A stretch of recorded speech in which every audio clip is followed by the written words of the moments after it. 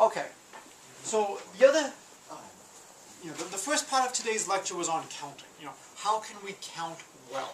How can we look at all the different cases and find good ways to go through them?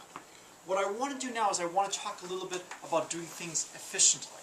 So in some sense, a lot of what we were doing is we found nice formulas for that sum.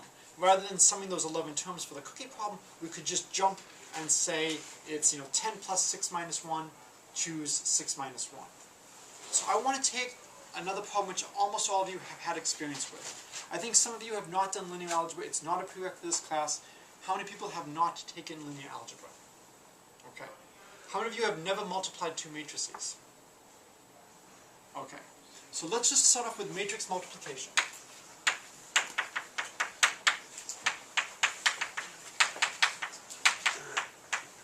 So I'm going to explain matrix multiplication, and we're going to put this in the bank. All right? And then I'm going to explain some other things which I assume everybody has seen. Everybody hopefully has seen the quadratic formula, the quadratic equation, evaluating polynomials. So we'll go back to that. So if I give you a matrix A, B, C, D, E, F, G, H, we define the product of these matrices as A times E plus B times G, A times F plus B times H, C times E plus D times G, and then C times F plus D times H. And the way you should be looking at it is, I always have two things here, and I first go these two things with these two things. If you remember vectors, I'm doing a dot product. This times this plus this times this. This times this plus this times this. This times this plus this times this. This is how I'm getting my entries. Okay? This is matrix multiplication. How many of you in your linear algebra class have seen a motivation as to why this is matrix multiplication? So this is something that's sadly not discussed as to why we choose to define matrix multiplication here. We talked a little bit about this with the factorials. We came up with 3 different ways of defining what the double factorial is. Okay? Which one is the natural one? Why does this work? If you think about matrices acting on vectors, this is a very natural definition. I want, A times V is going to be some new vector W. And then maybe I have the matrix BA acting on V. It's some kind of new transformation. And I want to view this as B acting on AV. And if you try to think about this, this actually leads you to defining matrix multiplication like this. I want A followed by B to be the same as this new massive matrix transformation that represents this. And so there is a reason why we define matrix multiplication like this. Matrix multiplication is very important. I've already shown you at least one example in this class of where you might want to use matrices. So who can remember where we might want to use matrices? For whale populations? For whale populations, for the Fibonacci numbers, we saw ways to write them. And so for instance, for the Fibonacci numbers, we have Fn plus 1, Fn is going to be 1, 1. I think I'm writing it a little bit differently than last time. Fn, minus 1. So if I write it like this, if I multiply this out, I get Fn plus 1 is Fn plus Fn minus 1. Fn is Fn. So if I write my Fibonacci numbers like this, I can keep iterating. I can get Fn plus 1 Fn. If I call this matrix A, is A Fn, Fn minus 1. It's A squared, Fn minus 1, Fn minus 2. And I go all the way down to F1, F0. So what's the exponent of A? How far down do I go?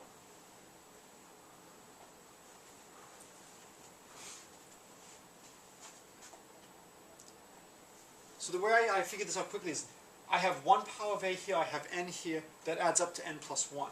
I have 2 a's here, I have an n minus 1 here, it adds up to n plus 1. So very quickly, I've got to add up to n plus 1.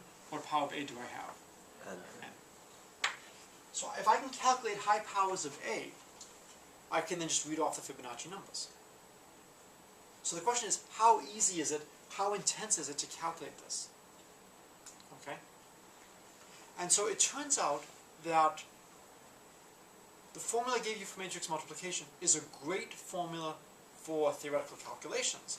But in terms of actually doing things in the real world, if you're just looking at 2 by 2 matrices, it's not so bad if you don't have that many of them. But the more matrices you have, or the bigger the matrices are, the harder it gets.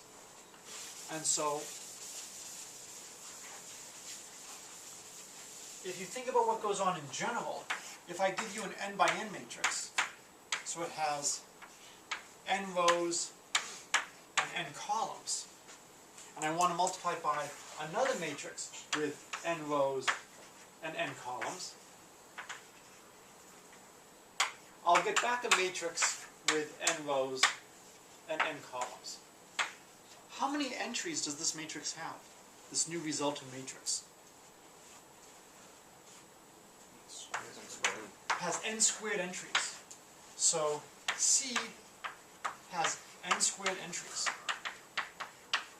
To get each entry, I take a row in A and a column in B, and I take all the pairwise products. I go first times first, second times second, third times third.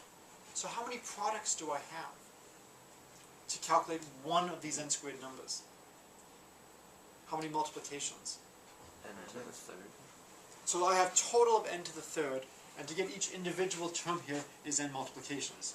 So n squared entries each costs n multiplications, and how many additions? N minus 1. N minus 1 additions. It turns out addition is much cheaper than multiplication. So the total cost is n cubed multiplications and n cubed minus n squared additions. And for us, the key fact is the n cubed multiplications. That's the difficulty. We want to decrease that as much as possible. Okay? What do you think I'd be willing to trade? Precision. I'm sorry? Precision. No, I want to be exact. And in fact, in the talk tomorrow, there was actually a difficulty because the computer was rounding things. You can try to trade multiplications for additions. So I can trade multiplications for divisions. Okay? So what I want to do today is I want to give you a brief introduction to... Divisions or additions? I'm sorry, to additions. Okay, sorry. I want to give you... I want to trade multiplications for additions. Now, of course, if I multiply two numbers, I can just do that as a bunch of additions. That's not the kind of trade I need. That's going to be a net wash. Right. I want to find a way to cleverly regroup things. So we saw the telescoping sums in the first class, that I could take the algebra, and if I arrange the algebra in a different way, it's going to be much better.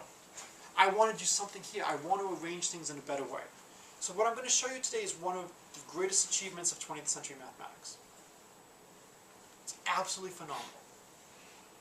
We have much better things than it now, but it was the first major advance over just this brute force, naive multiplication. It's called the Strassen Algorithm. It allows us to do it in much less than n cubed multiplications. We can lower this exponent. Okay? And I'm going to show you how that works. But before I do that, let's start with a simpler problem that hopefully everybody has seen.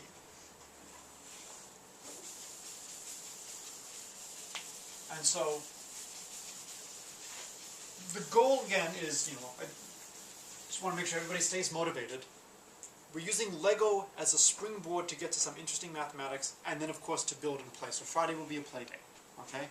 Right now what I want you to see is I want you to see what kind of math comes up, what kind of issues do you arise when you want to do things mathematically. It's not enough sometimes to be able to do things, you need to do them quickly. So let's talk a little bit about efficiency. So some of you may have seen this. Horner's algorithm.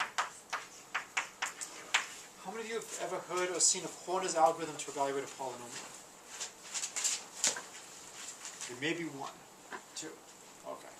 So let's say I give you a polynomial 1701 x to the 4th plus 3x cubed minus 12x squared plus plus 8x plus 2. And I want to evaluate this at a special value of x. Well, one way is I can evaluate term by term by term and then combine. How many multiplications does it cost to evaluate this piece? 5. 4. Is it 4 or is it 5? To get to x to the 4th, x times x is x squared, that's one multiplication. Times x is x cubed, times x is x to the 4th.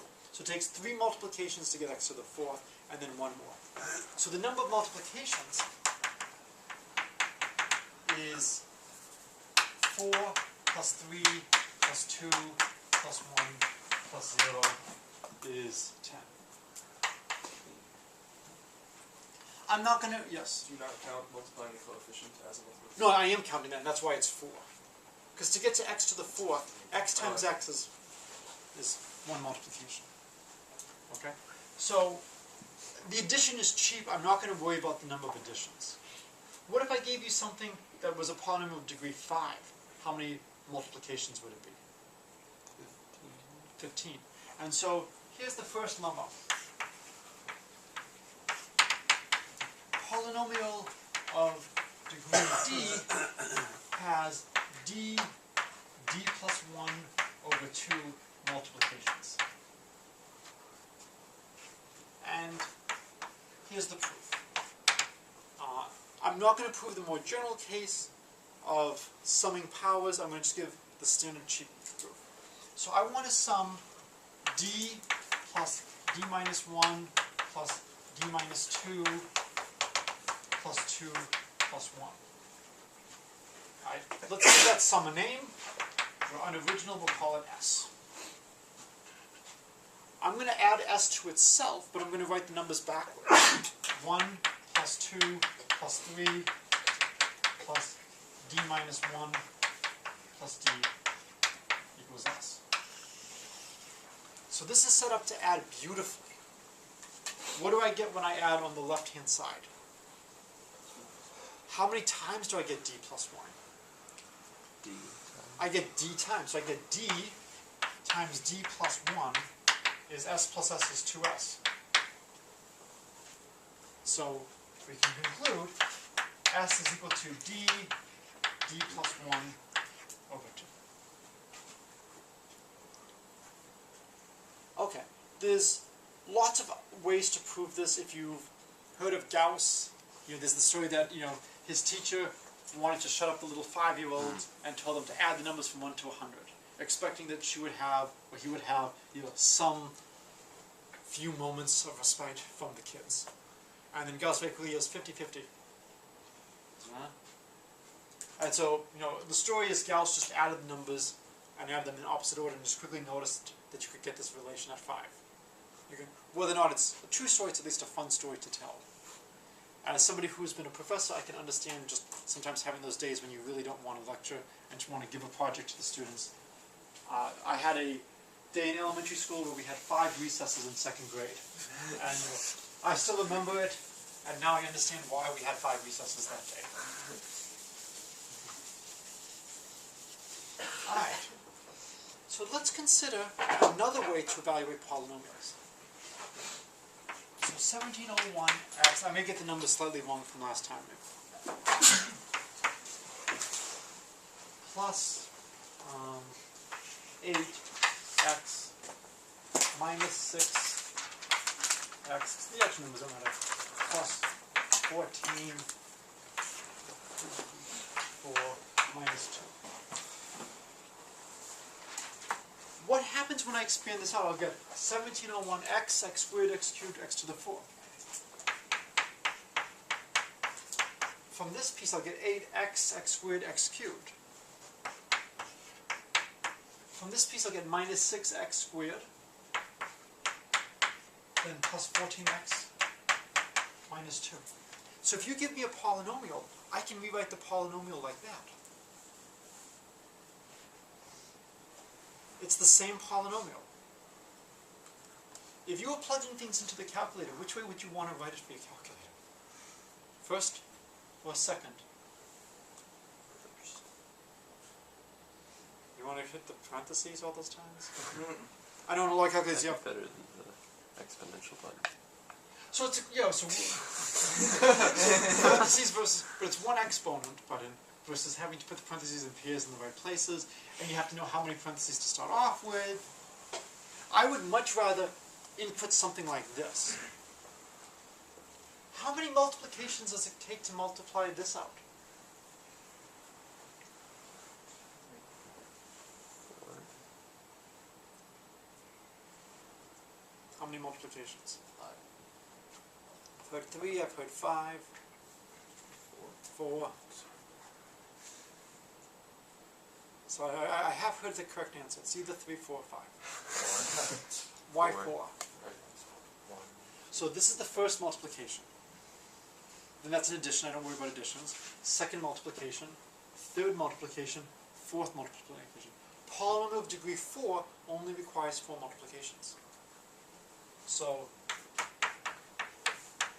Horner's algorithm does a polynomial of degree d in just d multiplications, not d plus 1 over 2. So if d is large, this is a great improvement. I'd rather do something d times than d squared over 2 times. So the purpose of this is to show you that something you've been doing all your life, there may be a better way of doing this. Look for efficiencies. Okay? So, how many of you programmed when you were young on a computer? Okay, what computer did you use? Just what I had in the house, Which was? Windows 95. Okay, Windows 95. Anybody program with something earlier than that? So I had a Timex Sinclair 1000 as my first computer. It took 7 minutes to load Flight Simulator. It was on an old cassette tape. We had the memory expansion of either 4 kilobytes or 16 kilobytes. I forget exactly what it was. In situations like that, every little bit matters. So if you can do things faster, that's really important. For your cell phones now, it would be interesting to compare which is more powerful, your cell phone or the Voyager space probe. I'm pretty sure I know the answer. I'm pretty sure the computational power of your cell phone is magnitudes better than the Voyager space probes from the 70s. Back then, they had to do everything so carefully. Have you seen the movie Apollo 13? What scene am I thinking of? In terms of the care in which steps are being done. Where he's going through with the ammeter, checking to make sure it doesn't overload. Right, where you only have a certain amount of power. How do you put things in the right order so that you don't exceed what you can get through the system? The order in which you do things can often make a great difference.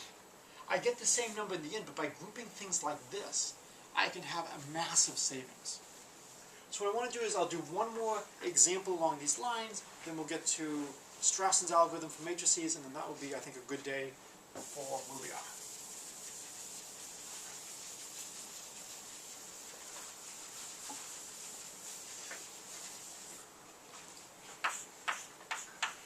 So how many multiplications does it take to calculate x to the 100? 99. I'm going to show you how to do it in fewer than 99 multiplications. And if you've ever heard of RSA or public encryption, this is one of the reasons why RSA can be done. Because we can do fast multiplication. We can do this more efficiently than it would look. I do not recommend teaching this to a 5th or 6th grader. Well, maybe 5th or 6th grader. 5 or 6-year-old, probably not. They haven't even learned multiplication. When you want to multiply numbers, well, just keep multiplying them. X times X times X times X times X times X. The natural way to walk through it.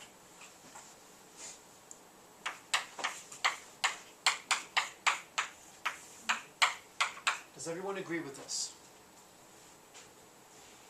Okay. I've written the number 100 in base 2. Okay. Computers love base 2. Things are on or off.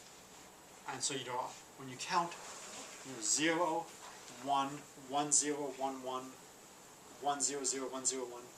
Very easy. So I'm writing my numbers in base 2. Why is this useful? X times X is X squared. X squared times X squared is X to the 4th. x to the 4th, x to the 4th is x to the 8th, x to the 8th, x to the 8th is x to the 16th, x to the 16th, x to the 16th is x to the 32, and last and least, x to the 32, x to the 32 is x to the 64. How many multiplications did that take? 6. And now all I have to do is multiply this, this, and this. So it took me 6 multiplications, 7 multiplications, 8 multiplications.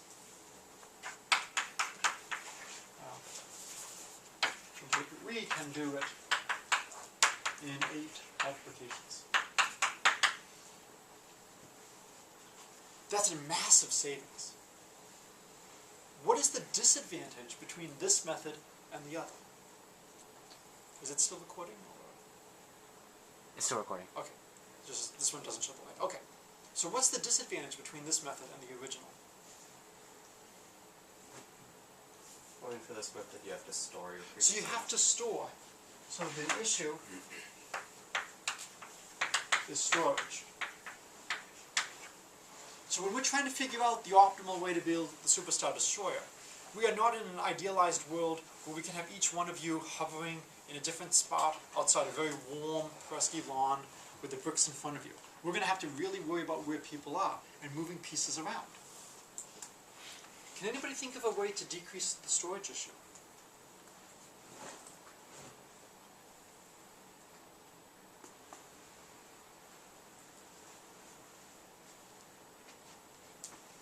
Do we need to save the value of x squared? We only need to save what we can do is we can start off with our number x, and the second number, every time we get a number that matters for our product, for our expansion, we put it here.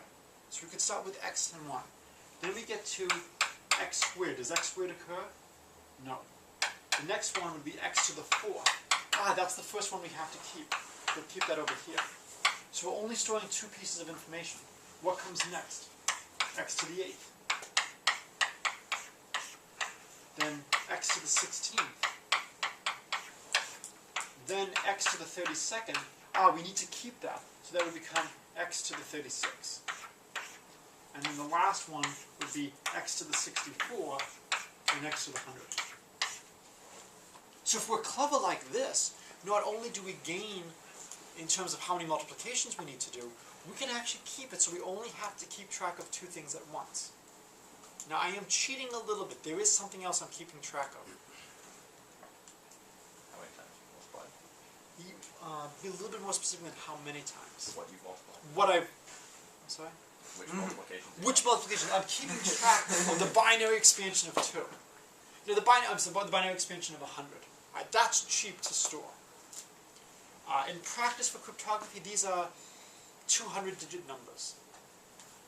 Okay, so these are very large numbers. Fortunately, we only need these 200-digit numbers when we then divide them by other huge numbers. We only need the remainder, only like 200 digits. So it's not so bad. But again, what I hope this shows you is that some problems that you've seen all your life, there are faster ways of doing them. And again, if you ever want to do anything in applied mathematics, speed matters. Okay, it's not enough to be able to do things, you want to be able to do things in a reasonable amount of time. We now have a stats major. If you don't major in stats, I still strongly recommend you to take at least one stats class. The 21st century is going to be the century of analyzing large data sets. You should have that knowledge. You should know how to look at large data. You should know how to program. When I was a postdoc at Ohio State, I was part of a data analysis seminar, and one of the quotes has stuck with me since. The name of the person hasn't, but the quote has survived. And it's describing the weather satellites that are orbiting the planet, and it says, every day these satellites beam down more information than is in the Library of Congress. And we've got a couple of hours to analyze that and make our predictions. You have so much data coming in, you've got to find good ways to sift through it and cull the stuff that really matters. So this idea of trying to do things efficiently, apply this to everything in your life. From daily routines, to dating, to homework. Try to do things well, try to do things fast. Okay. So the last thing, which is a good place to end on today, is the Strassen Algorithm.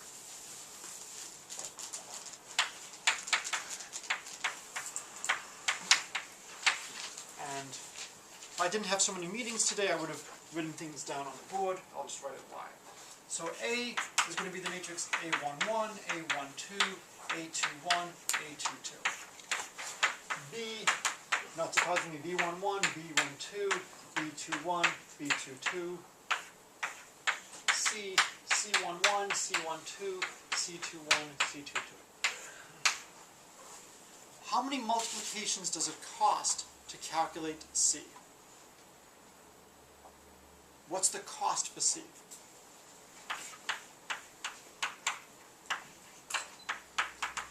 So how many multiplications? 0. Oh, Is C equal to A? of course C is 0. I mean, what else could it be? So yes, C equals AB. How many multiplications does it cost to get C? 8. 8. So it costs 8 or 2 cubed multiplications. Okay? Consider the following very natural set of operations. Right? So natural I'm going to be looking at my notes. A11 plus A22, B11 plus B22. You can pull this, of course, from the source of all knowledge, also known as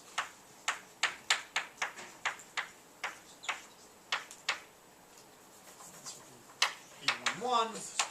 M3 is going to be A11, B12 minus B22. M4 is A22, B21 minus B11. M5 is going to be A11 plus A12. Any Star Trek fans? Old series now? M6 is A21 minus A11. B11 plus B12, and M7 is A12 minus A22 times B21 plus B22. Okay.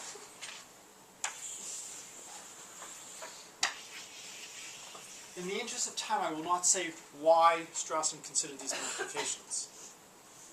A nice set of homework problems will be to try to figure out what you would do in maybe 3x3 matrices or more general high definitions.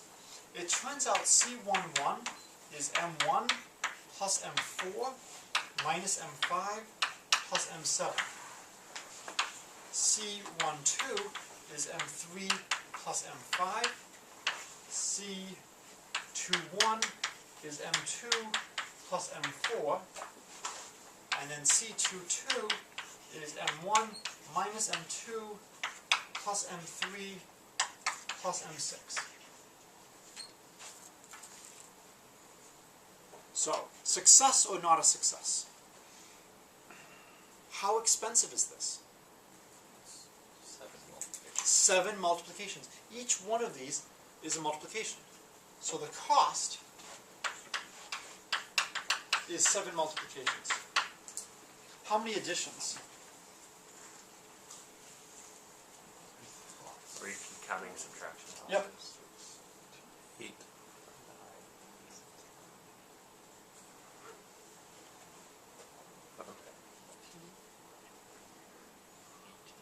I got 16. Oh, some of them are double count. Some of them 2, are double counted. 3, 4, 5, 6, 7, 8, 9, 10, 11, 12, 13, 14, 15, 16. You Go forgot on about 7. 7. Ah, 17, 18. Cost 18 additions. But some of those are double counted. Do we need to count the, like, M1's used multiple times? Do we need to count that? Yes. multiple times? Because it's not, we're not subtracting, unfortunately, anything the same. Or adding anything that's the same. I mean, do we need to make those additions multiple times, or can't we save that by just storing the value of M1? No, we can store these, but when we do this, each one of these is going to be a new addition. If we had M1 plus M4 and we had M1 plus M4 over here, we could save that. If we had A11 plus A22 again, but we don't. Oh, okay. Right, we have A11 plus A12. So we don't have any additions repeated. So we've increased greatly the number of additions. The old cost here was 8 multiplications, the number of additions was, I think, 4. So what we're basically doing is we're trading 1 multiplication for 14 additions. And it's a great trade. It's a phenomenal trade. It's the multiplications that slow things down. And what you can do is you can actually take this, and if you have a very large n by n matrix, you can actually apply the Strassen algorithm on a large n by n matrix. And I'm not going to go through the details, but what you basically get is instead of n cubed, anybody want to guess what you get? Minus 1. Nope. That's weird. Nope. So the question is, how does the generalization from 8 to 7, how does that go? So if 8 is 2 cubed, this is 2 to the log of 8 base 2. Right?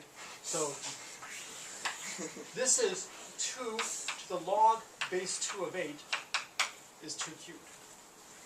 That's how you should be viewing what's going on. So we now get n to the log base 2 of 7. So the net effect of the Strassen algorithm is to replace the 8 with a 7. It's hard to understate just how useful this was in terms of allowing people to increase the range at which they could investigate. And of course, people have come up with better things than the Strassen algorithm, where you can lower the exponent even greater. Can somebody give me a level below which you will not be able to lower the exponent? You don't have to be able to prove it, just what your intuition is. I don't think you can get better than n to the 0. I will accept n to the 0. N squared. Why can't you do better than n squared? Probably. I mean, there are n squared elements. There's n squared elements. I've got to somehow get to each element. It seems reasonable that I'm going to have to use at least n squared multiplications. So the question is, how far down can you push? And the more you can push, the greater it can be. The other thing I really like is trying to figure out how does something like this generalize. Alright, so this is a good chunk of the mathematics we need. I think we need one more major lecture on just mathematics and just general stuff going into Legos, recurrence functions, more about efficiently evaluating things. And then we're done with the mathematics. Week 2 is basically going to be playing as well as trying to figure out how to optimize things. If you haven't emailed me what you're going to do, please do so. And then I will see you tomorrow.